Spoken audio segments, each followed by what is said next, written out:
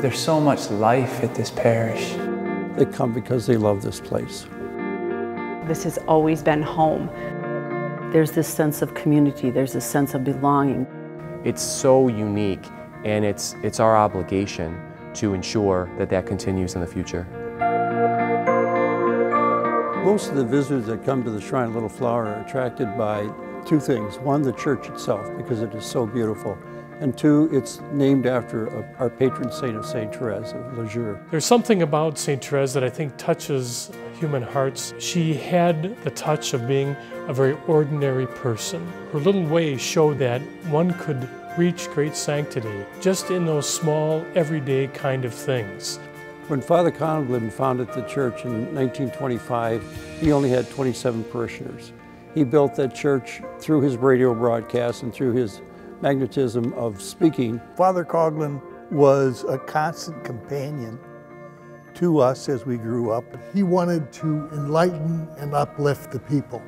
Because we now are a national shrine, we've become a center for worship. The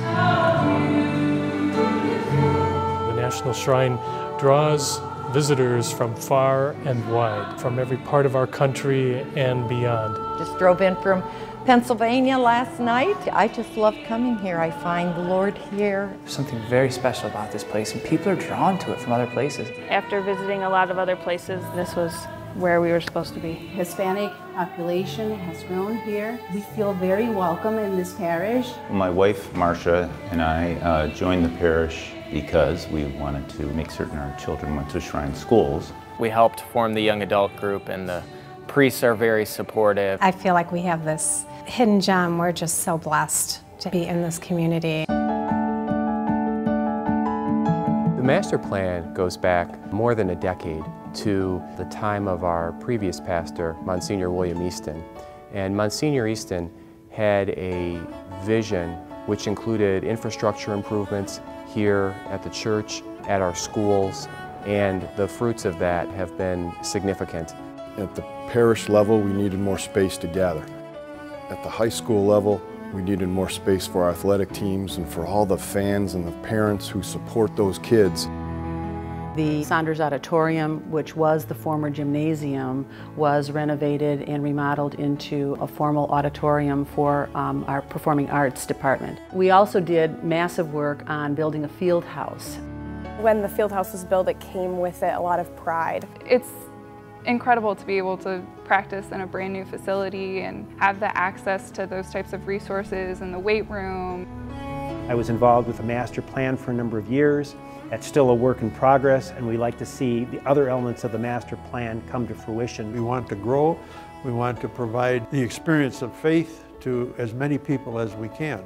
This campaign certainly is addressing that issue. One of the focuses we have for this campaign is to make a substantial repayment on our debt that we have from the master plan program. We all have debt at home. Our mortgage at home, credit card debt. Once you can pay off those debts, it frees you up to do so much more. And the same is true for a parish. The church is so close to the original churches when it was completed in 1936.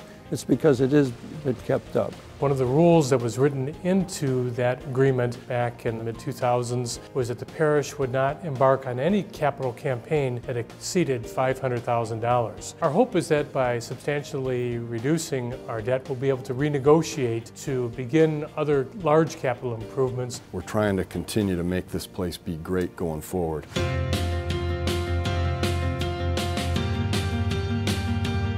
I've been at Shrine my whole life. I met my husband at the high school, and we're now raising two kids who are going to be at Shrine. There's this sense that the students are cared for and that we know our students. We learned so much while we were here, and we grew so much while we were here. Our school was founded in 1938, and it's well built with a master craftsman of that era, but it's showing its age. We're an old school with a lot of young ideas, and we have things that need doing. Just maintaining a building that was built in 1938. The walls are crumbling. Bathrooms really need some refurbishment. Carpeting, we need a new roof on top of this current structure. The preschool right now is a portable building. It's a wonderful program, but we are extremely limited with the children we can serve. We're full. Also, we have a very large religious education program. The students do not attend the shrine schools, but that's a very important part of our campaign.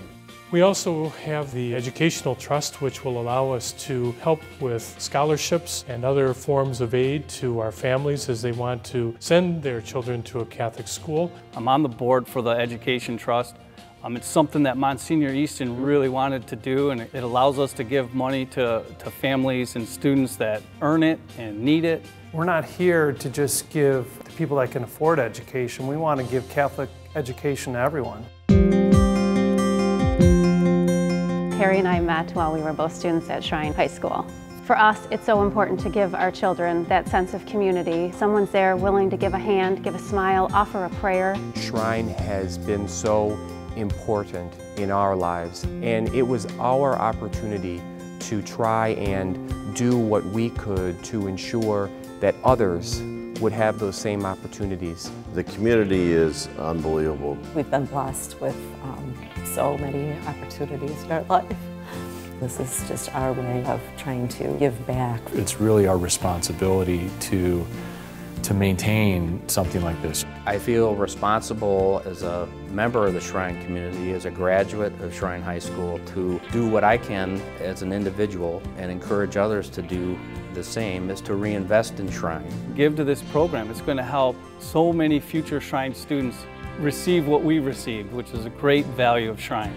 We have a role to share in any way we can, whether it's a gift of time, talent, or treasure, to support that mission. When you look at the end goal and what we're trying to do to raise up the parish community, bring in the faith life, it's a necessity that we need to support however we can. We need your help.